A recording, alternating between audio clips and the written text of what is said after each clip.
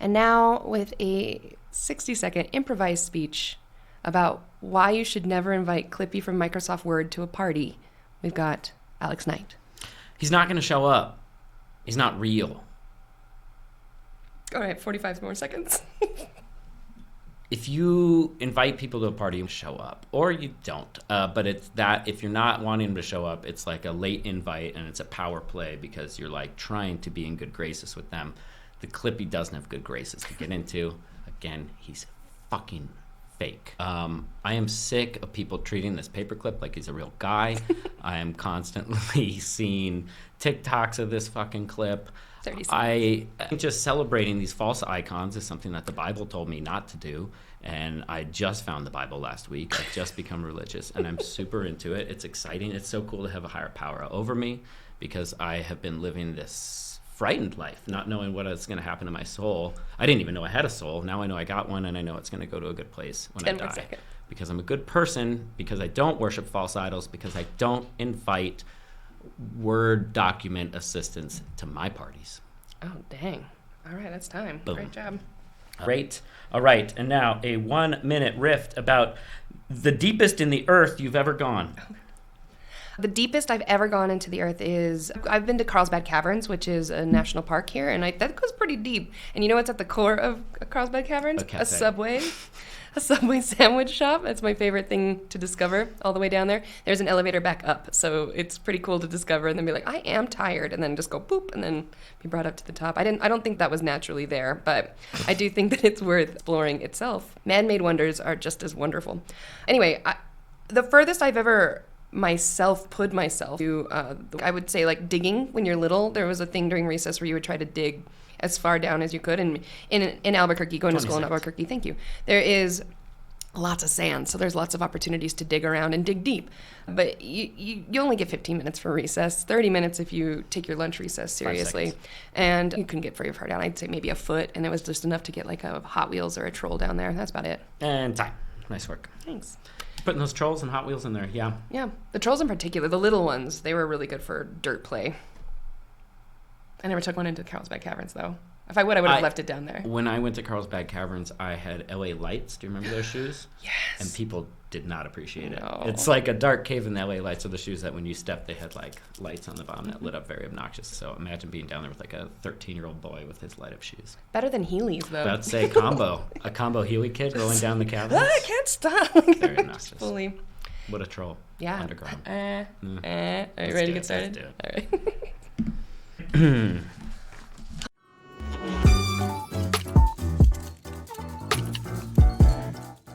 Welcome to the Goofball Coalition, the podcast that lives where improv and stand-up collide. And now, here's your hosts, Alex Knight and Sarah Kennedy.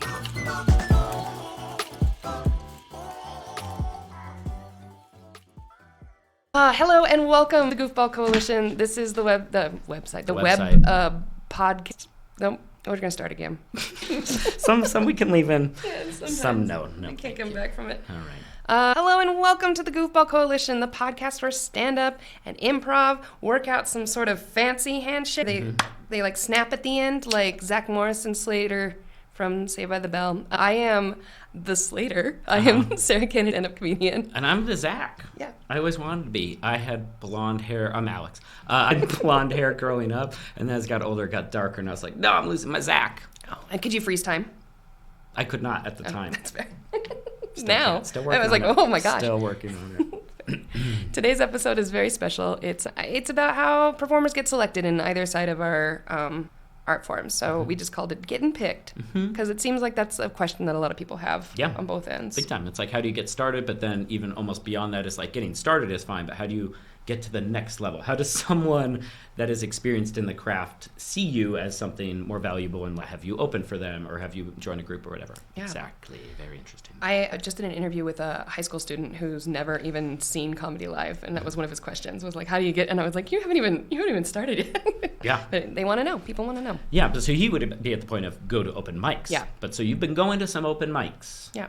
Or you've been going to jams, right? Sure. So, could we agree that jams are the open mics of improv? Yes, or, we have to. Okay. We have to make that. That's the same kind of thing. Yeah. Okay. Yeah. So you can go to mics, you can go to jams. That's your best way to get immersed into the world of it. But then when it starts to get in time to be booked on shows, parts of teams, paid for things, how does that look? Who starts? Well, paper, rock, scissors. Okay. Paper, One, rock, two, scissors, go. shoot. Oh, I knew it. One, Paper, two, rock, scissors, three, go. shoot. And you All right, win. great. Go. So I go first.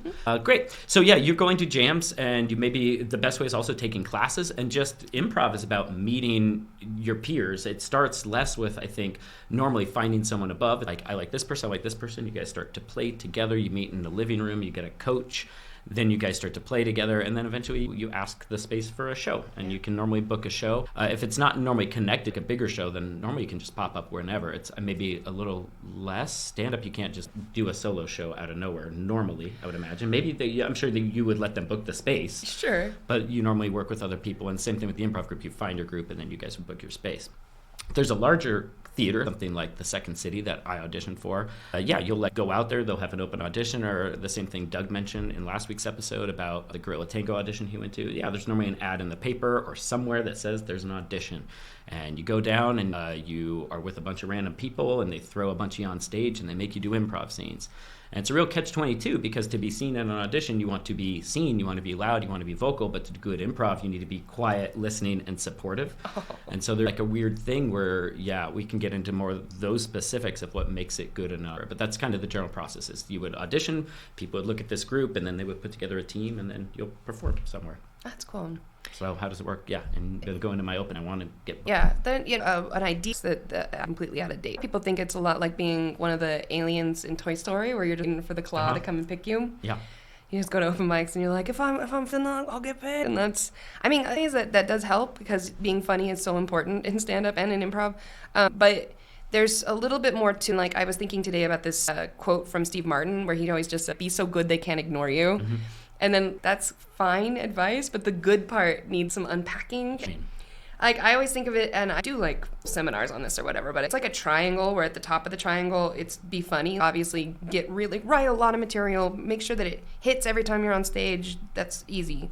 But then the other two things you gotta be really good about is being respectful, not blowing your time, showing up on time, all that kind of stuff, being cool with the audience, being cool about the venue, and then being helpful. So it's if you can help promote the show that you're on, if you can bring people, like, that's why TikTokers get booked over people who just happen to be like meritocracy funny, is because they're being very helpful by bringing lots of people to the show. Will you look into that? Will you look at someone's social media thing to booking them? I don't hear. I know that's like a terrifying thing for actors, like, think that you need to do that, and some would say you do, some would say you don't, but... I don't booking, because I've just got so many other things I'm trying to juggle, and I would much rather have just somebody who's really in on the community part of it, like, and being helpful in that way.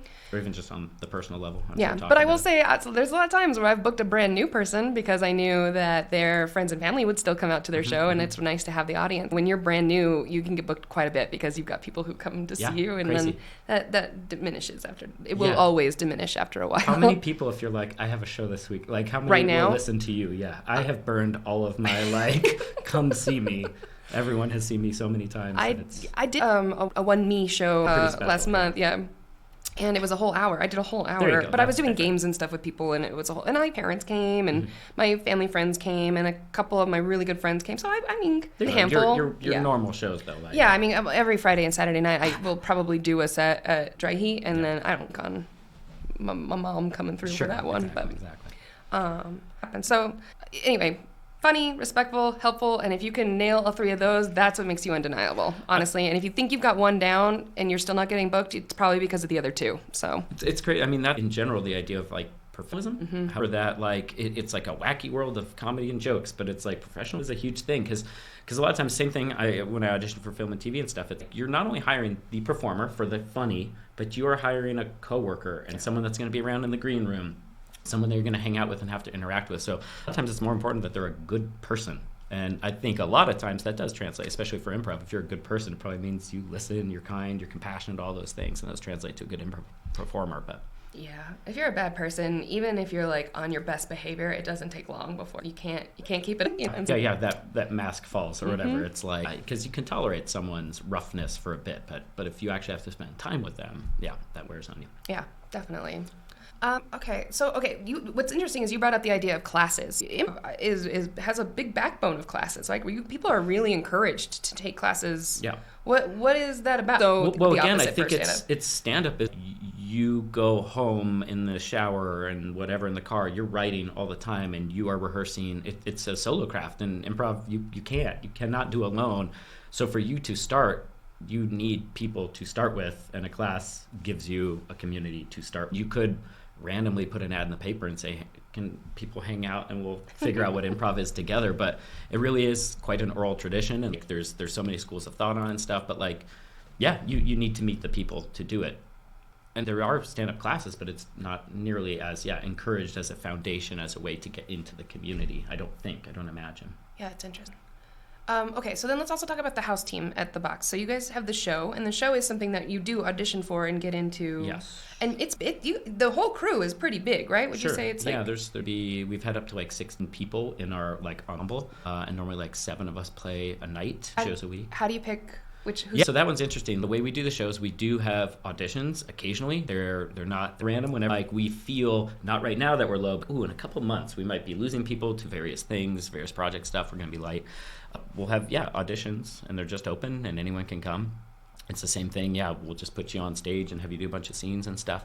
But there is a truth too. Sometimes we do Toy Story Claw Machine, where someone's just in the community and they're kicking ass and they're really quality. It's why wait to even audition them when we can just invite them in? So there is a bit of that possibility of just work, and you are seen for it, is the positive side of that. That's good. So even on Saturday night, do you do a mix of really established people who've been part of the show for a long time and newer people, or how do you kind of even who the 7 are? For sure, they're SJ is our manager, and they put together the schedule of people's availabilities, and then mixing it up, and ideally you want strong seasoned performers in there with the newer people, but hopefully in theory we're all the same level of cog that can be put wherever. But we do I want to talk to you about this too, is when you're making a run kind of the performers in a row, there's a lot that goes into that.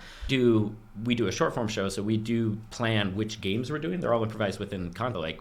We will see this game has this kind of energy, or it's a 5-person game, then we want a 1-person game, whatever. We'll vary that to make playlist for the night or whatever. And even in that, you'll put performers that are stronger or this, and performers of different strengths. It's exhausting algebra sometimes of putting all these pieces together of making a good running order. Yeah, because y'all even have musical stuff, so you got to find some comfy with coming up with a hoedown or coming up with a song or that kind of stuff. That's an extra element that woof.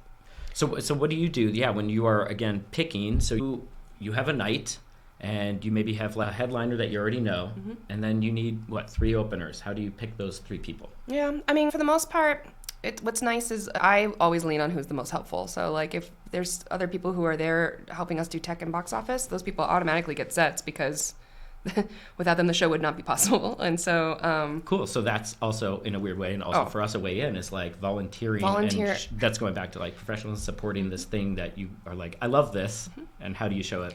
And it's one of those things, too, where it's in any major city with any real giant comedy scene and real comedy clubs, you're expected to go and show face at these things, these big shows, these big clubs. And just by being there, sometimes it is, we really do need somebody real fast to do 5 minutes because the headliner is running late or something like that. And by being there, you just have way more of an opportunity to just be great, we need you. Actually, come on over.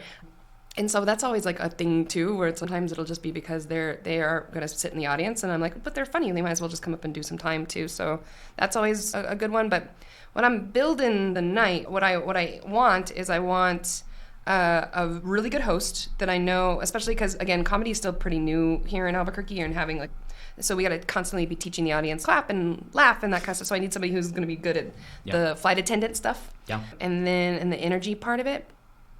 I really like comedians that have good material and have been working on material and are good writers, but at the same time can riff if something happens in the room, or if the night has a bunch of regulars and they've seen them a million times before. It's better to have somebody who I know could go off and make something special happen that night, so it's not just a bunch of joke repeats.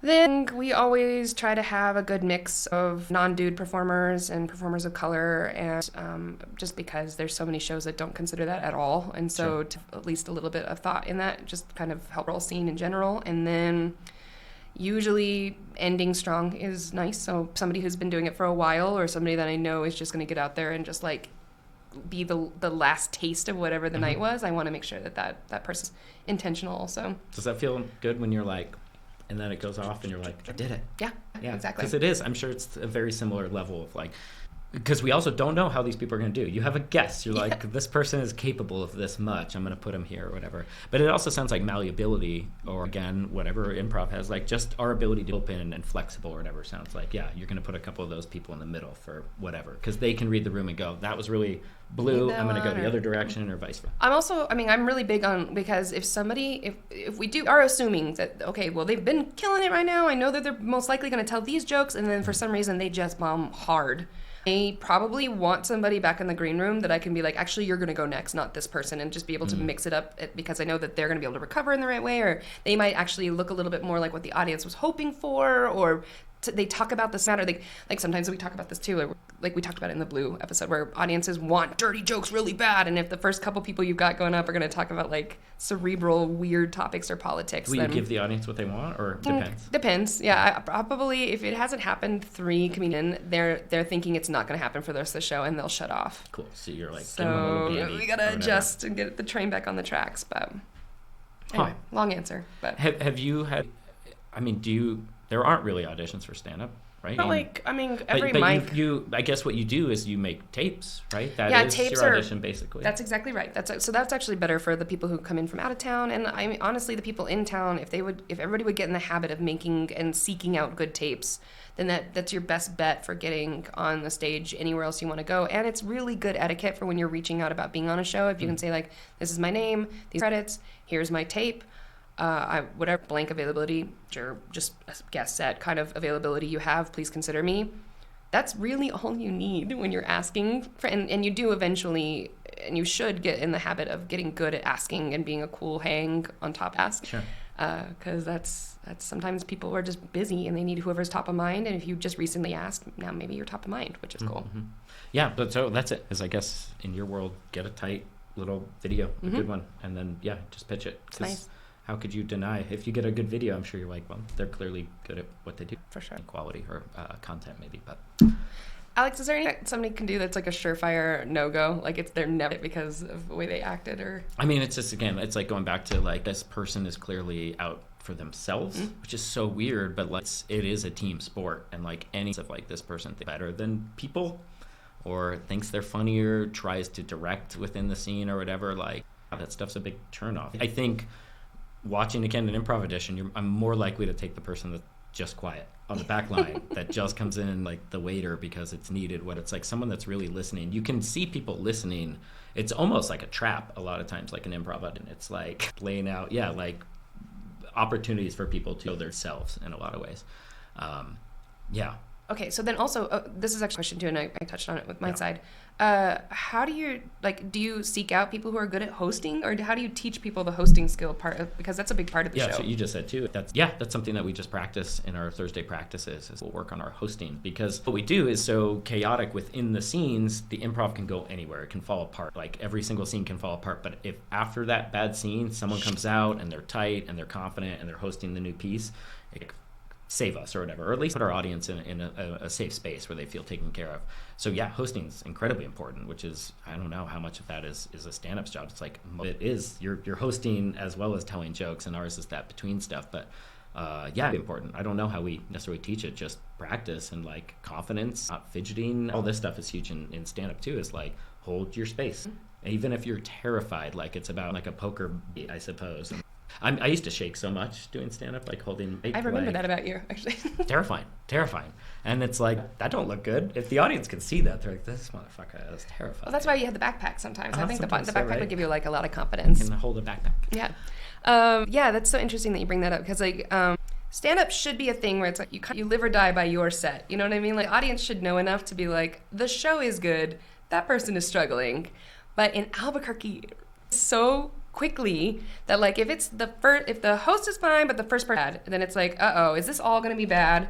And then the second person's bad, and you're like, we made the wrong choice, we've spent our money in the wrong place, and then like it's impossible to get them to come back Whereas if you can come out strong and then the first person's strong, you keep that trust. And I think that's so nice. And so I like what you said that about like in the show where it's like even improv falls apart. It gets brought back. Your trust in the audience from the audience is, well, the host is good and they know what they're doing and look how nice they're dressed, which is another thing. You all dress up. Sure, yeah. This is considered dressy from if I did this. You've got like a little bit of audience credit when you put on a tie or a bolo tie. All right, dress code at Dry Heat now. We're just going to take care of that. Oh, shit, what was I going to say? Yeah. No, not at all. I would say one thing. You asked me what would get you not in an audition, but something that does get you in. So I went to the Second City was having auditions for their cruise ships. Cody Dove, the director of the show at the time, he got us all like a chance to audition. So a bunch of us show members flew out to Chicago, and we auditioned for it. And one of us got on, and what they did, Vasquez, is he looked online for how to pass or how to get through a Second City audition. This was years ago. The internet was around, but people weren't using it quite as like. Is that article still online? It might be. Okay. And I forgot what it said. It said stuff like specifics. I had a bunch of stuff, and he made it. And what one of the things he said was specifics. And so I went in there, and the audition, they had us all stand up, a bunch of strangers. And they asked us, like, tell us something about yourself that's not improv related. And I think I said something like, I grew up on a farm. And I did, and it was cool. And then down the line, a guy was like, I had a pony growing up, which I had. I had a pony. I had chickens. I had goats, other stuff. But he's like, a pony growing up. They're like, a pony? Tell us about that pony. And they talked to the guy for a minute. I don't know if he got in, but like, that was just a really clear example for me of whatever that means to be specific. It's like, farm is not as specific as a pony even or whatever. Yeah. If he had said the pony's name, I had a pony named blank or whatever even. But like, I don't know. But I guess the level of honesty and specificity is important for improv as well. That's cool. I don't know. And that's just a little anecdote of being real pissed at that guy. Like, he out-specific to me. Now that I know that you had a horse growing up, you're going to have to talk to Kelly because she's very into horses. She can come over and ride one. What? Okay. Okay. That's very cool. She listens to this podcast, so she'll be thrilled. And I'll spoil this for her. Okay. Let's go into the third segment because now I'm excited about the pony. Okay. She really will be so excited. All right. Welcome to segment 3. This is kind of where we sum things up. We follow up from stuff we've said in the past. We get some audience questions. We check in on our Patreon board, which at this point still where it was last week. So unless this has all changed, and if it has all changed, whatever. It's just for fun. So give us $1 a month, please. Go to patreon.com/the Goofball Coalition Podcast. Give us your money. We do have an audience question because we skipped it last week because we had such interesting updated news. Here it is. Do you have any pre-show rituals or routines that you swear by? You got to do them? No. Oh. I did, I think, but like after 20 years or whatever now. I mean, like, I feel for me, I do need a little bit of downtime. I'm like personal, nothing puddle, kind of melt in my space, maybe like an hour of that, hopefully before the show. But it has gotten to the point now where like I can get dinner with family and like roll in and just like before it. But I do feel like it is nice to center yourself in some way, to give yourself a little self-love of some kind before. The specifics of that have changed.